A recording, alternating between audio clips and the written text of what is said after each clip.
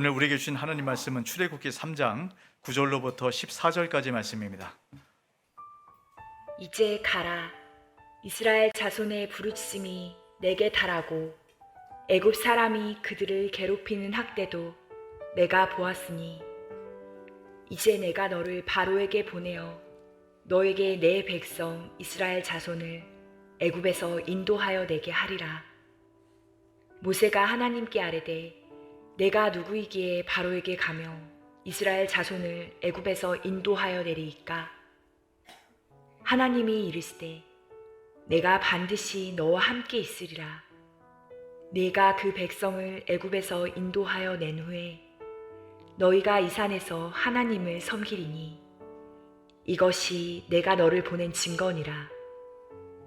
모세가 하나님께 아뢰되 내가 이스라엘 자손에게 가서 이르기를 너희의 조상의 하나님이 나를 너희에게 보내셨다 하면 그들이 내게 묻기를 그의 이름이 무엇이냐 하리니 내가 무엇이라고 그들에게 말하리이까? 하나님이 모세에게 이르시되 나는 스스로 있는 자이니라. 또 이르시되 너는 이스라엘 자손에게 이같이 이르기를 스스로 있는 자가 나를 너희에게 보내셨다 하라. 아멘. 아멘. 우리 앞시자로 인사할까요? 잘 오셨습니다. 사랑하고 축복합니다. 네, 오늘 우리가 성찬을 맞아서 우리 중고등부 우리 친구들이 함께 왔어요. 우리 중고등부 참 힘든 시간 아닙니까? 우리 아이들 많이 격려받고 또 위로받을 수 있도록 우리 큰 축복의 박수 한번 하도록 하겠습니다. 여기서뿐만 아니라 이런 나가실 때도 많이 격려해 주시고 아이들 손도 꼭 한번 잡아주시고 또 안아도 주시고, 네, 그렇게 한번 뭐 안 한 기기 있지만, 예, 그렇게 한번 시도를 한번 해보시기 바랍니다. 자, 여러분 1970년도에 역도 세계 선수권 대회가 열렸다 그래요. 그때 모든 세계의 주목이 거기 임했습니다. 왜 그러냐면 그때 한 선수 때문에요. 바실리 알렉셰프라는 그 러시아 선수가 있었는데 이 선수가 80번이나 넘게 세계 신기록을 갱신을 했습니다. 그래서 사람들은 이번에도 신기록이 이루어질 거다 이런 기대감 때문인데 특별히 이런 기대감이 있었다 그래요. 당시의 정설은 뭐냐면 사람은 500파운드 이상은 절대로 들 수 없다 이런 생각을 갖고 있었던 겁니다. 500파운드를 킬로그램으로 계산하면 277kg래요. 그러니까 절대 이건 들 수 없다. 근데 이제 이 바실리만큼은 이걸 좀 넘어줬으면 좋겠다 이런 생각을 갖고 있었던 거예요. 그래서 이제 바실리가 1차 시도에 우승을 확정을 했습니다. 이제 그 이후에 이제 계속 2차, 3차 시도가 있잖아요. 근데 이제 바실리가 이제 여러 번 이제 시도를 했는데 500파운드를 하지 않고 499파운드를 들었어요. 이제 뭐 연습할 때 한 번도 성공해 보지 못하고 나니까 이렇게라도 한번 해서 혹시나 들게 되면 다음 세대가 이 500파운드를 도전할 수 있겠다. 이제 이런 마음으로 499파운드를 든 겁니다. 근데 499파운드를 잘 넘기게 됐다라는 거예요. 이제 그러고 나서 이제 모든 경기가 끝났을 때 이제 사람들이 뭐 너무 신기록을 또 세웠으니까 막 환성을 지르면서 또 한편으론 탄식을 낸 겁니다. 너무 아깝다. 1파운드만 더 들었으면 될 텐데 이런 아쉬움에 담겨져 있는 거예요. 그래서 모든 경기를 다 마치고 이제 장내 밖으로 이제 빠져나가려고 할 때 갑자기 방송이 하나 나옵니다. 정정합니다. 지금 바실리가 499파운드를 들었는데 이것은 제작진의 주최자의 실수로 인해서 501.5파운드를 들었습니다 라고 이제 이야기가 나오는 거예요. 그러니까 이제 주최자의 실수로 인해서 499파운드가 아니라 500파운드를 넘긴 그 무게를 드러낸 겁니다. 뭐 장래가 열광하고 난리가 났죠. 근데 여러분 놀라운 게 뭔지 아세요? 1970년이 되기 이전까지는 한 번도 500파운드를 넘기지 못했습니다. 그런데 이 바실리가 실수로 이 무게를 넘긴 이후로 그 해만 1970년 그 해만 6명의 사람이 500파운드를 넘게 들었다라고 이야기합니다. 그럼 이게 의미하는 게 뭘까요? 여러분 우리 안에는 할 수 없다라는 이 생각이 우리의 가장 큰 장애물이 된다는 겁니다. 여러분 들어올리고 들어올지 못하고의 차이는 1파운드 무게의 차이가 아니라 우리 생각의 차이다라고 이야기를 하는 겁니다. 여러분 우리 안에 그런 생각들이 있어요. 이건 내 환경 때문에 안 돼. 이런 상황 때문에 안 돼. 난 나이 때문에 안 돼. 이런 여건 때문에 안 돼. 할 수 없다라는 생각이 그 모든 것을 가로막습니다. 여러분, 하나님께서는 저와 여러분을 향한 놀라운 계획과 그 축복과 무한한 가능성을 우리에게 심어주셨어요. 여러분, 이거 믿으십니까? 별로 안 믿으시는 것 같아요. 여러분, 여러분이 생각하는 것보다 더 놀라운 축복과 은혜와 무한한 가능성을 우리 안에 심어두셨습니다. 근데 왜 우리가 선뜻 아멘이 안 나올까요? 우리 삶 가운데 경험되지 않기 때문이에요. 그것은 하나님이 능력이 없기 때문이 아니라, 하나님이 우리 안에 심어두지 않기 때문이 아니라, 이건 할 수 없어. 이건 성경에 나오는 이야기야. 이건 다른 사람들의 이야기야. 이렇게 넘어가기 때문이라는 겁니다. 이것을 깨트려야 돼요. 오늘 말씀에 보면 아무것도 할 수 없다라는, 그렇게 고백해서 하나님 부름 앞에도 아무 일도 하지 못하는 한 사람이 등장합니다. 모세예요. 이 모세를 통해서 여러분, 우리 안에 가로막혀 있는 이 한계 상황을 뛰어넘어서 하나님 주신 그 풍성한 은혜를 맛보아 누리며 살아가는 저와 여러분 되시길 주의 이름으로 축복합니다. 오늘 말씀을 통해 이거 여러분 꼭 경험하셔야 됩니다. 특별히 오늘 중고등부 우리 친구들은 그걸 꼭 경험해야 돼요. 어떻게 보면 오늘 말씀은 우리 중고등부 친구들이 조금 더 집중해서 듣도록 여기에 좀 초점을 맞췄습니다. 우리 지난주까지 나눴던 말씀 여러분 기억하세요? 하나님께서 이스라엘 백성들을 보호하고 또 그들을 세우기 위해서 요셉을 먼저 애굽에 보냈습니다. 요셉을 애굽의 총리로 삼으시고 이스라엘 백성들을 풍성하게 하나님께서 인도하시고 보호하셨어요. 여러분, 요셉의 형제들이 얼마나 하나님의 은혜를 받았던지요. 애굽 전체에 가득합니다. 생육하고 번성하고 애굽에 충만하게 되었어요. 이렇게 되다 보니까 요셉을 알지 못하는 새로운 왕이 애굽의 왕으로 등극했을 때 걱정이 되는 거예요. 야, 이들이 더 우리보다 많아져서 우리에게 어려움을 주면 어떡하나. 그래서 요셉을 알지 못하는 왕이 이제 이스라엘 백성들을 학대하고 핍박하기 시작합니다. 얼마나 고통스러웠던지요. 이스라엘 백성들이 하나님께 탄식하고 부르짖기 시작해요. 여러분, 하나님이 그걸 들으셨습니다. 자, 오늘 말씀해 보시면 9절 10절에 이렇게 말씀을 합니다. 이제 가라, 이스라엘 자손의 부르짖음이 내게 달하고 애굽 사람이 그들을 괴롭히는 학대도 내가 보았으니 이제 내가 너를 바로에게 보내어 너에게 내 백성 이스라엘 자손을 애굽에서 인도하여 내게 하리라. 이런 모세를 부르시는 겁니다. 여러분, 하나님은 하나님의 백성의 고통과 아픔과 그 모든 어려움과 눈물을 듣고 계시고 보고 계시고 알고 계십니다. 이 하나님이 우리의 하나님이에요. 이 하나님께서 이스라엘 백성들을 구원하기 위해서 모세를 부르셨어요. 여러분, 이 모세가 이 하나님의 부름 앞에 여러분 뭐라고 반응하는 걸 보세요. 자, 11절 말씀 같이 한번 읽습니다. 모세가 하나님께 아뢰되 내가 누구이기에 바로에게 가며 이스라엘 자손을 애굽에서 인도하여 내리이까. 뭐라고 얘기하는 겁니다. 제가 누구이기에 제가 이 일을 감당합니까? 하나님, 저 할 수 없습니다. 하나님의 부름 앞에 여러분 거절을 하는 거예요. 여러분, 모세의 인생은 40년을 주기로 3등분으로 나눠져 있습니다. 이런 첫 번째 40년은 애굽에서 왕자로 살았어요. 여러분, 애굽에서 왕자로 살았다는 것은 모든 것을 다 누리고 모든 것을 다 할 수 있는 여러분 그것을 의미합니다. 여러분, 얼마나 이 애굽의 왕자로서 그런 기쁨과 그런 풍성한 삶을 그렇게 살아냈겠습니까? 여러분, 모세가 40이 됐을 때 이제는 자기만 그런 풍요함을 누리는 것이 아니라 동족을 기억하고 동족을 구원하기로 여러분 그렇게 결정을 합니다. 사도행전 7장 23절입니다. 표준 세번역으로 이렇게 말씀을 합니다. 모세가 40살이 되었을 때에 그의 마음에 자기 동족인 이스라엘 사람의 사정을 살펴볼 생각이 났습니다. 이제 모세가 40살이 되니까 이제 자기만 살 것이 아니라 이제 동족을 좀 세워야 되겠다, 이런 마음을 갖고 이스라엘 백성들을 구원하기 위해서 수시로 기회를 노립니다. 근데 어느 날 자기 동족과 애굽 사람이 싸움이 났어요. 이 문제가 생깁니다. 여러분, 이것을 참지 못하고 애굽 사람을 쳐서 죽이게 됩니다. 아무도 보는 사람이 없고 그 동족, 그 사람만 아는 일이에요. 근데 어느 날 사단이 났어요. 그 동족이 형제끼리 싸움을 할 때 모세가 중재하며 말립니다. 그때 얘기하는 겁니다. 누가 너를 우리의 지도자로 세웠느냐? 우리 일에 간섭하지 마라. 모세에게 이렇게 얘기하면서 네가 애굽 사람을 죽인 것처럼 우리를 죽이려고 하느냐?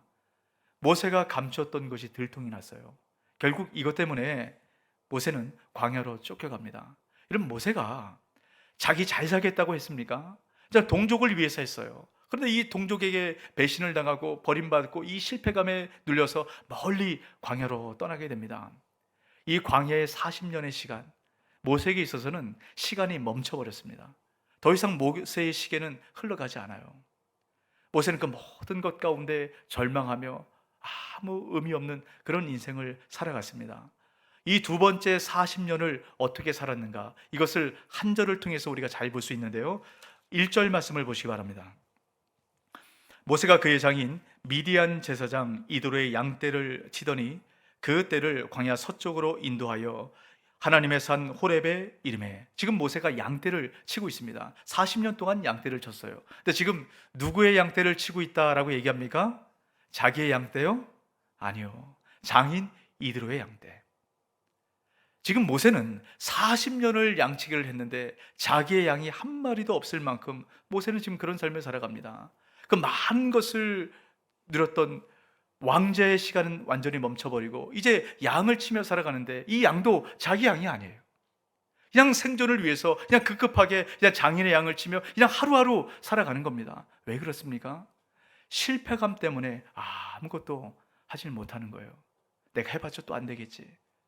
그냥 하루하루 허무한, 허망한 그런 인생을 살아가게 됩니다. 그런 모세를 하나님께서 부르신 거예요.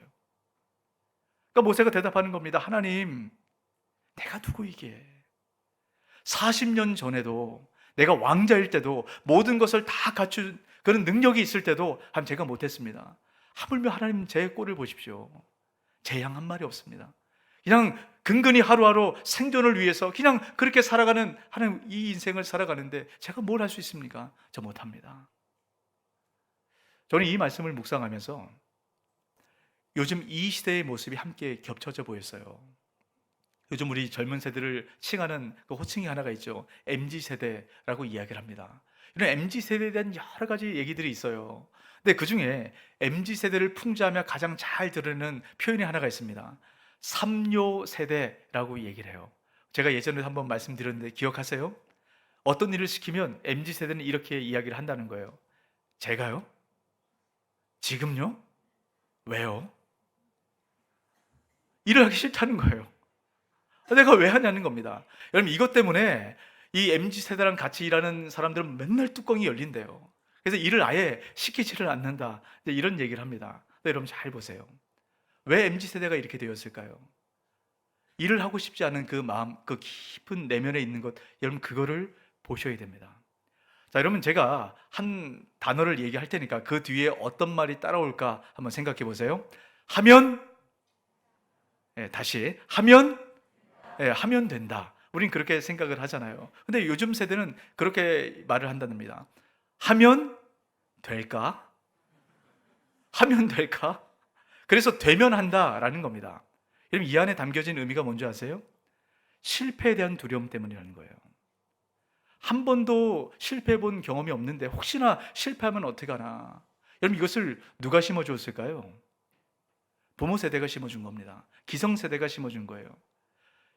여러분, 우리 안에 늘 그런 마음이 있습니다. 실패하면 안 돼, 이런 마음이 있어요. 드러내느냐, 그것을 드러내지 않느냐, 이 차이만 있을 뿐입니다. 이 부모 세대가 자녀들에게 얘기하는 겁니다. 이걸 하면 실패해, 이거 안 돼, 이거 해야 돼. 그러니까 늘 성공의 길을 그렇게 가르쳐주고 알려줬어요. 실패를 경험 안 해보니까 이 실패하는 것들에 대한 두려움이 있습니다. 아예 차단을 해버리는 거예요. 여러분, 우리가 충분히 실패할 수 있고 실패를 해도 괜찮다, 이것을 알려줘야 되거든요. 그래야만 넘어갈 수 있습니다. 여러분, 이것을 우리가 경험하지 못하고 우리 다음 세대가 깨달아 알지 못하면 모세처럼 늘 실패감 때문에 두려워서 살아요. 할 수 없습니다. 난 안 됩니다. 그러면 바로 눈앞에 있는 것, 이것 보며 허망한 삶, 생존을 위한 삶, 그냥 근근히 먹고 살아가는 삶, 이런 삶을 살아간다는 겁니다. 우린 그런 존재가 아니거든요.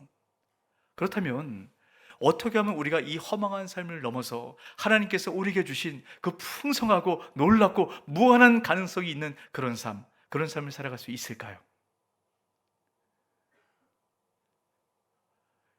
종교개혁자인 존 칼빈이 기독교의 가장 근본적인 진리가 무엇일까, 이것을 고민하고 이것을 하나의 책으로 만들어낸 것이 기독교 강요입니다. 여러분, 이 기독교 강의를 보면 첫 번째 시작을 이렇게 열어요.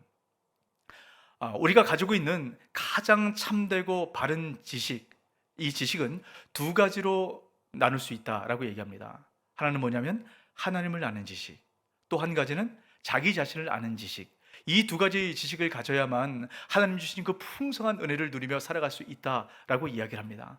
여러분, 하나님이 어떤 분인지 알 때 내가 어떤 존재인지 알고 주님 주신 그 풍성한 인생을 살아갈 수 있다라는 거예요. 오늘 말씀을 잘 보세요. 모세는 아무것도 할 수 없다라고 스스로 고백을 합니다. 그런 모세에게 여러분, 하나님께서 뭐라고 가장 먼저 말씀을 하십니까? 자, 14절 말씀 같이 한번 있습니다. 하나님이 모세에게 이르시되 나는 스스로 있는 자이니라.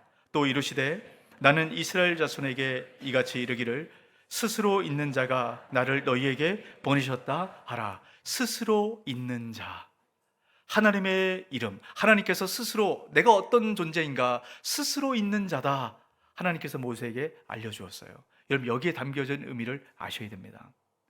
여러분, 스스로 있는 자, 이 의미를 통해서 나온 이름, 여러분이 익숙한 표현이 있습니다. 이게 뭐냐면 여호와라는 말이에요. 여러분, 스스로 있는 자라는 말은 여호와라는 뜻입니다. 이 뜻이 어떤 것인지 알 때, 이 바른 지식을 알 때, 이 하나님을 아는 지식을 우리가 가질 때, 여러분, 주님께서 우리에게 약속하시고 말씀하시고 성경에 기록된 이 말씀이 바로 우리 것이 된다라는 겁니다. 여러분, 여호와라는 이름 가운데 담겨져 있는 많은 뜻이 있어요. 근데 가장 기본적이고 중요하고 근본적인 뜻은 언약의 하나님이란 뜻이 있습니다. 어떤 하나님이요?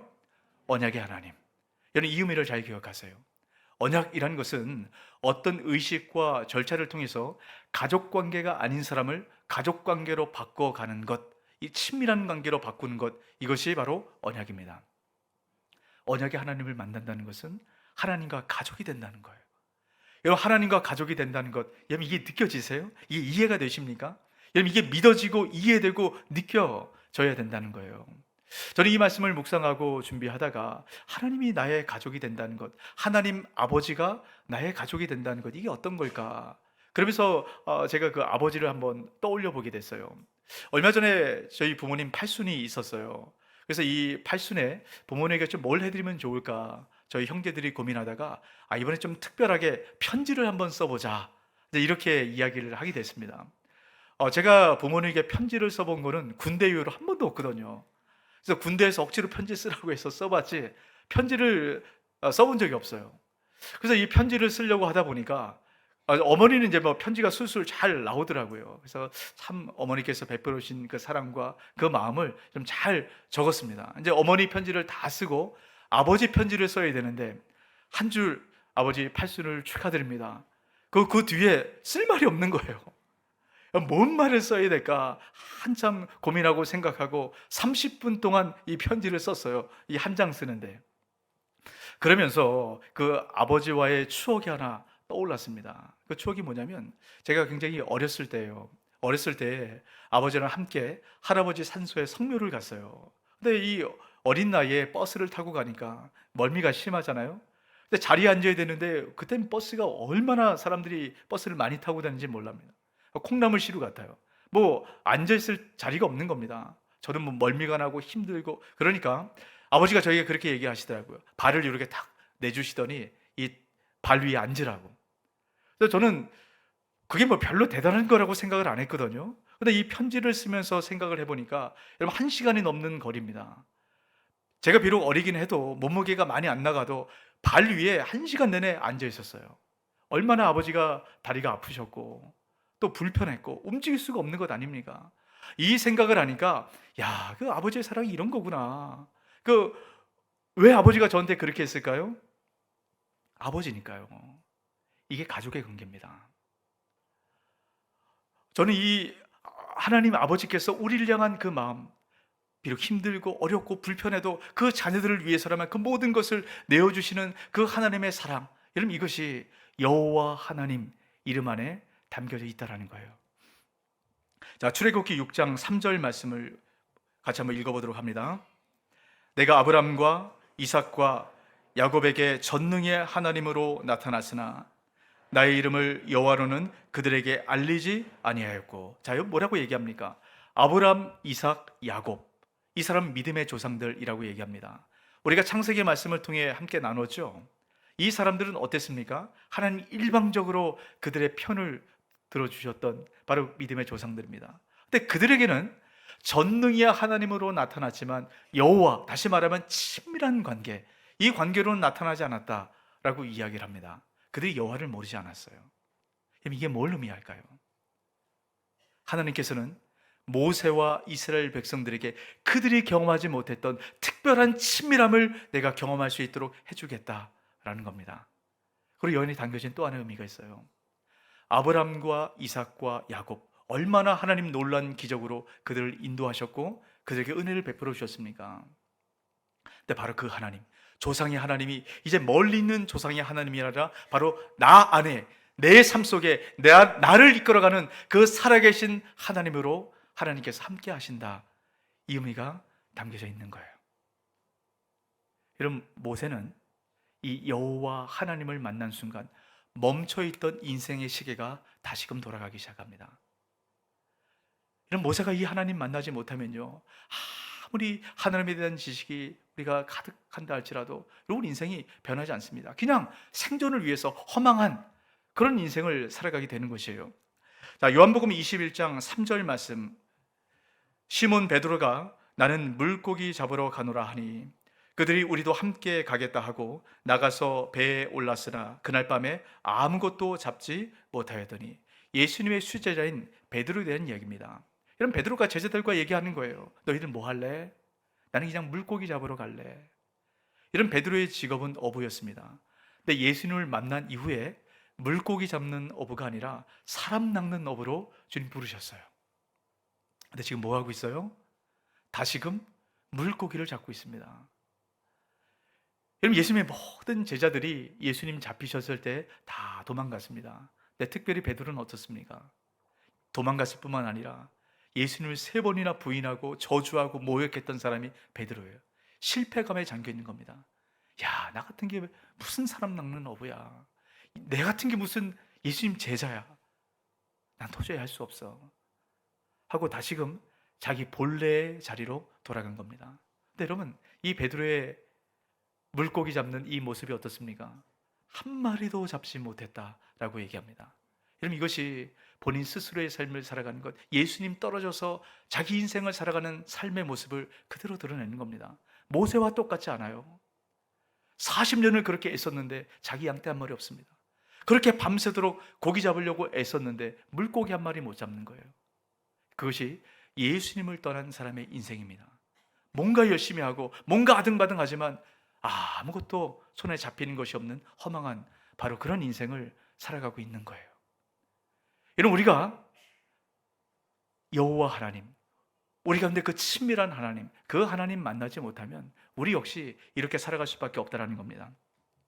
여러분, 이 베드로에 대한 이 이야기는 여러 가지 논란이 있습니다. 어떤 논란이 있냐면, 지금 이 요한복음 21장 이 시점이 베드로가 부활하신 예수님을 만나기 전이었는가 만난 이후였는가, 여기에 여러 논란이 있어요. 어떤 사람들은 예수님 만나기 이전이었다, 그러니까 이렇게 허망한 인생을 살아간다라고 이야기를 하는 겁니다. 근데 여러분, 부활하신 예수님 만나기 이전이라 할지라도 예수님께서 여러 번 말씀하셨습니다. 내가 죽었다가 부활할 거다.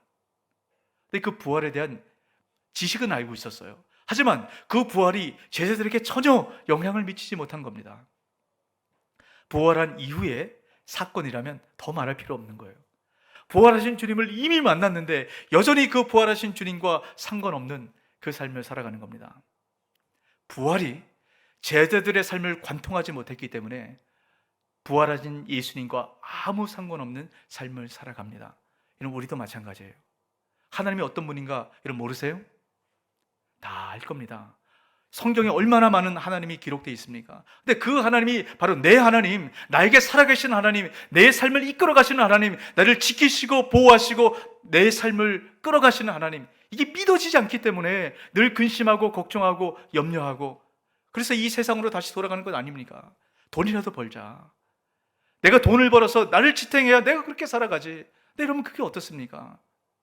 물고기 잡는 인생으로 돌아가면 허망한 삶을 살아가요. 여러분, 이런 허망한 인생을 살아가는 베드로에게 예수님이 찾아오셨어요. 아무것도 할 수 없다. 그래서 40년 동안 자기 양떼 하나 없는 모세에게 예수님 찾아오신 것처럼 베드로에게 예수님 찾아오셨습니다. 그리고 예수님께서 이렇게 말씀하세요. 요한복음 21장 15절 말씀 같이 한번 있습니다. 그들이 조밥 먹은 후에 예수께서 시몬 베드로에게 이르시되 요한의 아들 시몬아, 내가 이 사람들보다 나를 더 사랑하느냐? 이르되 주님, 그러하나이다. 내가 주님을 사랑하는 줄 주님께서 아시나이다. 이르시되 내 어린 양을 먹이라 하시고, 이 말씀을 3번 하셨어요. 요한의 아들 시몬아, 네가 날 사랑하느냐? 베드로가 얘기합니다. 주님께서 아십니다. 이 대화를 3번 하셨어요. 그러고 나서 베드로가 완전히 바뀝니다. 물고기 잡는 그 인생으로 살아갔던 베드로가 사람 낚는 어부로 바뀌어요. 이 대화를 통해서 한순간 바뀌게 됩니다. 여러분, 베드로의 마지막에 대한 전승이 있습니다. 베드로는 십자가에 달려 순교했다라고 얘기를 해요. 그런데 예수님처럼 똑바로 십자가에 달려 죽는 것, 내가 이거는 못하겠다, 나는 거꾸로 십자가에 못 박혀 죽겠다, 얼마나 여러분 고통스럽겠어요. 여러분, 베드로가 어떻게 그런 길을 걸어갔습니까? 여러분, 예수님 떠나서 물고기 잡는 그런 인생으로 살아갔던 베드로가 어떻게 이렇게 한순간에 변화될 수 있었을까요? 요한복음을 기록했던 요한 사도가 썼던 또 하나의 서신서가 있습니다. 여기에 보면 이 대화를 통해서 베드로가 예수님과 무엇을 경험했는가, 이것을 한 단어로 표현을 합니다. 여러분, 이 단어가 뭔지를 잘 한번 찾아보세요. 요한일서 1장 3절 같이 한번 있습니다. 우리가 보고 들은 바를 너희에게도 전함은 너희로 우리와 사귐이 있게 하려 함이니 우리의 사귐은 아버지와 그의 아들 예수 그리스도와 더불어 누림이라. 사귐입니다. 예수님과의 이 대화를 통해서 친밀한 그 사귐을 경험한 거예요. 예수님께서 베드로에게 말씀하셨죠. 네가 나를 사랑하느냐? 이 답은 주님께서 뭘 얻기 위해서일까요? 너 실패해도 괜찮아. 네가 나를 버려서 괜찮아. 네가 나를 모욕하고 저주한 거 괜찮아. 그럼에도 나 너 사랑해. 이것을 베드로에게 알려주길 원했던 겁니다. 이 하나님의 친밀한 사랑. 이런 어떤 문제가 있으십니까? 이런 어떤 염려가 있으세요? 우리 중고등부 아이들, 여러분 공부하는 거 힘드시죠? 네, 고개를 너무 크게 끄덕이네. 힘들어요. 어렵습니다. 근데 여러분 기억하세요. 세상은 우리가 좋은 대학 들어가지 못하고 또 좋은 직장 들어가지 못하고 좋은 일 하지 못해서 우리 손가락 갈질하고 우리를 가치 없다라고 말할지 모르지만 우리 주님은 그렇지 않습니다. 때는 실수하고 우리가 잘못해도 주님 우리를 사랑하세요. 이게 사귐입니다. 이게 여호와 이름에 담겨져 있는 의미예요. 우리가 이 의미를 깨달아 알 때 우리 인생이 바뀌는 겁니다. 이런 모세가 친히 찾아오셔서 여호와 하나님, 우리와 친밀한 관계 가운데 그 하나님이 어떤 분인가 알려주신 그 하나님을 깨달은 순간 아무것도 할 수 없는 모세가 이스라엘 백성들을 이끌어가는 가장 뛰어난 위대한 지도자로 한순간에 바뀝니다. 베드로 어떻습니까? 주님께서 친히 찾아오셔서 그 친밀한 사랑의 관계를 다시 확인시켜 주시고 그것을 경험한 이 베드로, 한 번의 설교로 수천 명을 회심시키고 또 베드로를 통해서 많은 하나님의 기적을 나타낸 그런 사람으로 바뀌어져 가게 됩니다. 바로 그 사귐의 하나님, 여호와 하나님, 이 하나님을 만날 때 여러분 우리 인생이 바뀌게 된다는 거예요. 여러분, 이탈리아 피렌체에 가보면 아주 유명한 조각상 하나가 있다라고 얘기합니다. 저도 아직 가보진 않았는데 한번 꼭 가보고 싶어요. 미켈란젤로가 조각했던 다윗상이 바로 그겁니다. 여러분, 이 다비드상은 어떤 조각가가 그런 얘기를 했어요. 미켈란젤로가 조각한 이 다비드상, 이것을 보면 어떤 조각가의 조각상도 볼 필요가 없다. 가장 완벽한 그런 조각상이다 라고 이야기를 합니다. 이 조각상에 얽힌 이런 일화가 하나가 있어요. 원래 이 다비드상을 만든 대리석은 다비드상을 만들기 위해서 만든 그렇게 갖고 온 대리석이 아니랍니다. 처음에는 다른 것을 만들기 위해서 이 대리석을 갖고 왔다는 거예요. 근데 이 대리석이 조각하기에 너무 부적합하다는 겁니다. 결도 안 좋고 이 너무 단단해가지고 이 조각하기가 너무너무 불편하고 힘들어서 여러 조각가들이 시도했다가 다 실패하고 그냥 40년 동안 방치해 놓던 그런 대리석이라는 거예요. 근데 미켈란젤로가 이것을 4년에 걸쳐서 다비드 상을 만들어냅니다. 사람들이 물었어요. 어떻게 이 작품을 만들 수 있었느냐? 미켈란젤로가 얘기합니다. 나는 그 안에서 천사를 보았습니다. 그래서 이 천사에 가려져 있던 이 차가운 돌을 하나하나 걷어냈을 뿐입니다. 라고 얘기했다는 겁니다. 여러분, 다른 사람들은 겉에 드러난 불편한 돌, 가치 없는 돌, 이렇게 대리석을 보았기 때문에 조각을 할 수 없었던 겁니다. 하지만 미켈란젤로는 그 안에 있었던 그 진짜의 모습을 보았기 때문이죠. 여러분, 주님께서 우리를 바라보시는 모습이 바로 이런 겁니다. 세상 사람들이 바라볼 때는 야, 네가 그 정도 해가지고 뭐 인정받을 수 있겠니? 네가 이런 대학 들어가면 안 돼. 더 좋은 대학, 더 좋은 직장, 더 좋은 스펙, 더 좋은 위치, 이것에 올라가야 된다라고 이야기를 합니다. 그래야만 인정을 받을 수 있다라고 얘기해요. 하지만 하나님께서는 우리 안에 있는 모습을 보십니다. 그 무한한 가능성의 모습을 우리에게 보고 계세요. 그래서 그것을 하나님의 손에 드릴 때 우리 인생을 주님께서 아름답게 조각해 가신다라는 겁니다. 여러분, 그럴 때 바로 이런 고백을 우리가 하게 됩니다. 고린도후서 6장 9절에서 10절 말씀인데요, 같이 한번 있습니다. 무명한 자 같으나 유명한 자요, 죽은 자 같으나 보라 우리가 살아있고 징계를 받은 자 같으나 죽임을 당하지 아니하고 근심하는 자 같으나 항상 기뻐하고 가난한 자 같으나 많은 사람을 부유하게 하고 아무것도 없는 자 같으나 모든 것을 가진 자로다. 아멘. 이게 우리 모습입니다. 여러분, 세상에 속지 마세요. 여러분, 세상은 겉으로 드러나는 걸 보고 우리 부유함을 결정합니다. 우리 인생의 가치를 결정해요. 하지만 우리의 진짜 가치는 하나님께서 우리 안에 넣어두신 그것으로 우리의 가치가 결정이 됩니다. 하나님의 손에 들리면 돼요. 하나님 바라보시는 그걸 바라보면 됩니다. 어떻게 할 때 가능합니까? 주님과의 사귐, 그 친밀한 사랑의 관계, 그 안에 들어갈 때 성경에서 저와 여러분을 향한 이 말씀, 이것이 우리 삶 가운데 실제가 되는 것입니다. 오늘 이 말씀을 통해서 모세와 베드로를 찾아가셨던 주님께서 저와 여러분을 찾아와서 말씀하고 계십니다. 이 말씀을 통해서 주님과 그 깊은 친밀감 가운데 들어가세요. 그 친밀감을 경험하면 이 말씀이 실제가 된다는 것을 여러분 경험하게 되십니다. 그 풍성한 은혜 가운데 참여하는 저와 여러분 되시길 주의 이름으로 축복합니다. 아멘. 이 말씀을 기억하시며 우리 함께 찬양하고 기도하겠습니다.